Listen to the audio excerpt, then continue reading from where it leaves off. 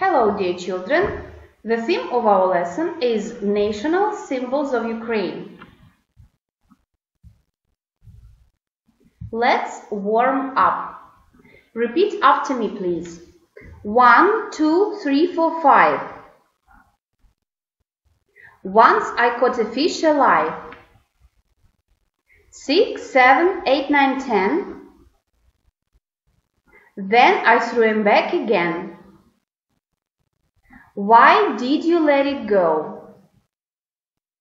Because I bit my finger so. Which finger did it bite? The little finger on the right. 1, 2, 3, 4, 5. 6, 7, 8, 9, 10. Now we'll sing our song again. Let's listen.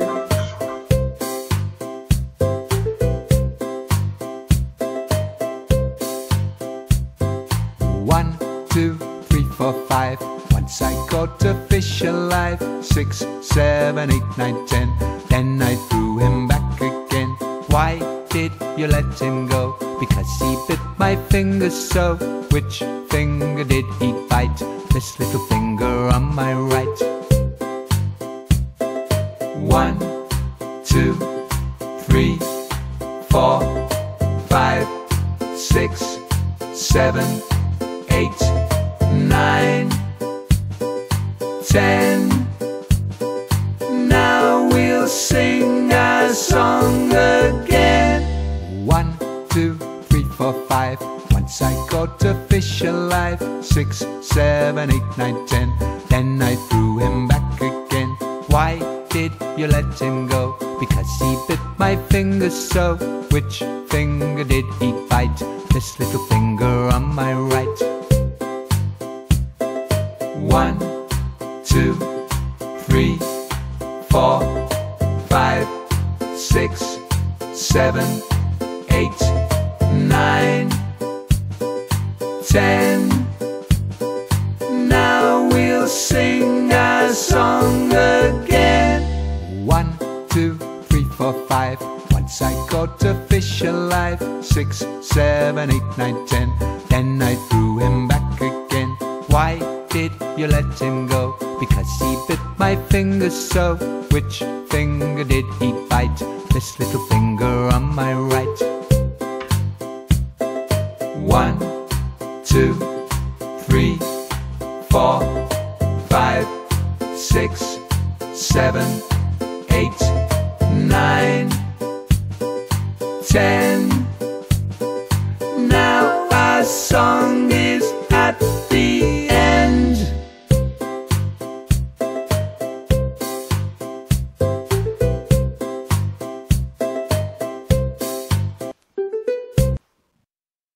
And now let's see the national symbols of Ukraine. It is the flag of Ukraine. The flag is a combination of two colors where the blue represents the sky and the yellow represents the wheat. Let's translate. Флаг Украины – это комбинация двух цветов, где голубой представляет небо, а желтый представляет пшеницу. Вам необходимо записать слово represents в словарик. The next is Trident. It is trezub, trident, a golden trident on a blue shield. In the times of Kiev Rus, the trident was the symbol of Rurik dynasty. The archaeologists have found tridents on coins, stamps, crockery, brickwork and wall paintings of that period. Слова crockery переводится как посуда and brickwork as кирпичная кладка. Вам необходимо записать словарики. The next symbol is national anthem. The Ukrainian anthem is the song by Pavlo Chubinsky and Mikhailo Verbitsky. And now let's repeat our grammar. present simple. Положительная форма present simple образуется при помощи глагола без частички to, если он стоит перед местоимениями I, we, you, they. К глаголу добавляется окончание s и s в случае, если перед ним стоит местоимение he, she, it. Если глагол оканчивается на букву o, s, double s, ш, ч, в таком случае к глаголу добавляется окончание s и s. В отрицательной форме у нас появляется помощник do или does. Do, к глаголу do мы добавляем частичку not, к глаголу does мы добавляем также частичку not. И получается don't, если впереди стоит I, you, they, and doesn't, если впереди стоит he, she, it. Например, I go, I don't go. He goes, he doesn't go. Обратите внимание, что от глагола убирается частичка, окончание s, так как мы уже употребили буквочку s в вспомогательном глаголе doesn't. В вопросительной форме помогайки наши глаголы do, does ставятся на первое место. Do we play and does she run, for example. Также давайте вспомним, что у нас есть указатели времени, либо слова-маркеры мы их называем. Usually – обычно, often – часто, always – всегда, sometimes – иногда. And every day, every week, every month – каждый день, каждую неделю, каждый месяц. In the morning or in the evening – по вечерам, по утрам. And on Sunday, on Monday – воскресеньем, по понедельникам. А сейчас я вам предлагаю сделать задание. Вы читаете предложение и вставляете глагол в правильной форме, используя present simple tense. Итак, первое предложение. Every October, our class to go to the historical museum. Глагол to go нужно вставить в правильную форму. The next.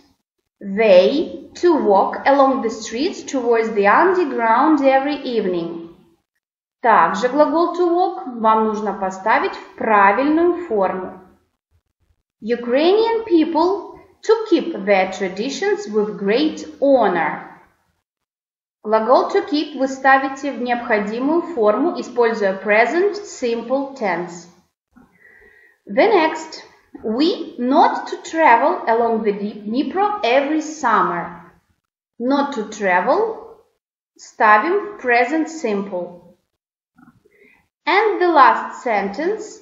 You to speak to my teacher every lesson. Обратите внимание, что это вопрос, и поставьте правильно глагол to speak, используя вспомогательный глагол.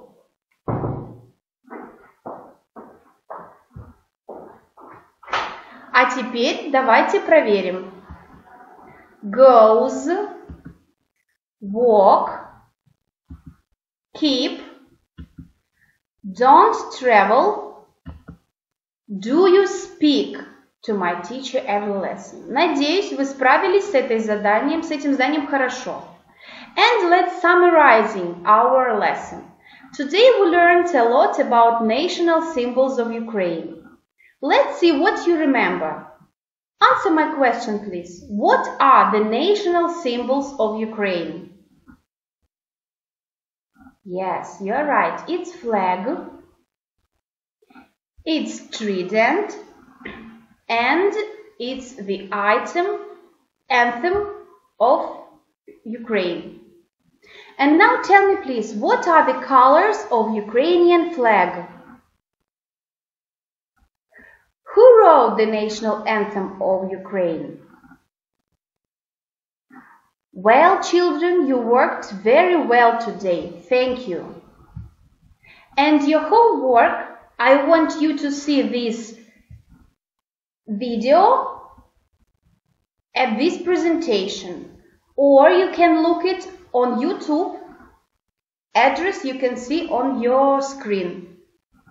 Let's listen.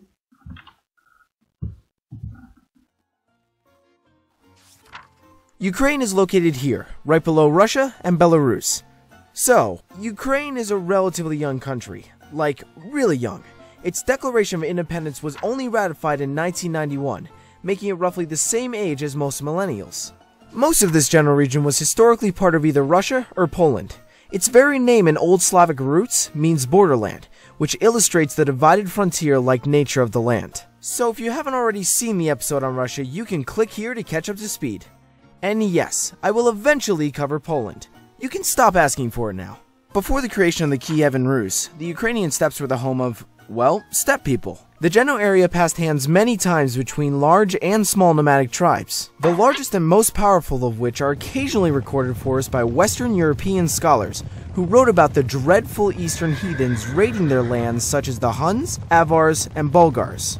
If you want to go back further, there were the Germanic Goth settlements before that, and Roman before that, and Greek before that, and Mammoths before that. But hell, we gotta start somewhere. All the while, the people of the steppes remain constant, watching, raiding, and trading with their neighbors just often enough to be noteworthy in the ink and paper of the Westerners. The Slavs and the steppe cultures have competing legends about the precise founding of the Kiev, but historians generally agree it was an important trade city between many kingdoms and empires.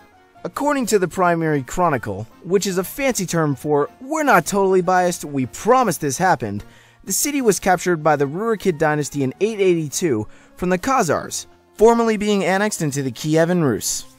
The location of the city on a lucrative trade route between the north and the south enabled it to prosper and make it rain dollar bills in the medieval Rus state. From 1241, Ukraine was part of the Mongol Empire and the Golden Horde. But this was not to last. Some ambitious Poles and Lithuanians were quietly building the foundations of an empire on the Baltic. The rise of the Polish-Lithuanian Commonwealth created a new superpower in the region, driving the Mongols out of the Ukraine from the 14th to 15th centuries, because nothing says empire like land grabs, and the amount they needed was more. So pausing now to take off our ethnic and nationalistic hats, for a moment, the Sweeney channel would like you to take note of the following disclaimer. A lot of Ukraine's history has been influenced by a people called the Cossacks. We don't know exactly where these people came from, but we do know they formed a distinct ethnic and culture minority. For many centuries, the most compelling origins is a likelihood of mixed ancestry between the Slavs and various Mongol and Turkic descendants, many of whom remained long after the collapse of the Mongol Khanate. There's also a theory that the collapse of the Mongol Empire began the process of Jewish migration into Europe, but it's pretty debatable at this point. The Cossacks did briefly win independence from Poland, but were annexed by Russia in the following decades. The people of this region spoke a variety of tongues including Russian, Polish, and Ruthenian. Ruthenian is a bit of a catch-all term for Rus dialects related to Russian that were spoken in both Poland and Russia, and heavily influenced by both. Some linguists believe it to be a form of Proto-Lingua Franca, which gradually formed the Belarusian-Ukrainian dialectal continuum. However, Ukrainian, Belarusian, and Russian still carry large degrees of mutual intelligibility today. Some linguists even suggest that all three may be dialects of the same language, but the studies are still debated over. The Russians banned the use of Ruthenian dialects in 1804, but the use of it stayed alive in small communities in Austria-Hungary. The language divide is still evident today, as many parts of eastern Ukraine have a good knowledge of or speak Russian as their mother tongue. As you know from the previous episodes, the modern Ukraine borders became completely part of the Russian Empire and the later USSR. The nuclear reactor explosion in Chernobyl was the worst nuclear disaster in history, releasing megatons of radioactive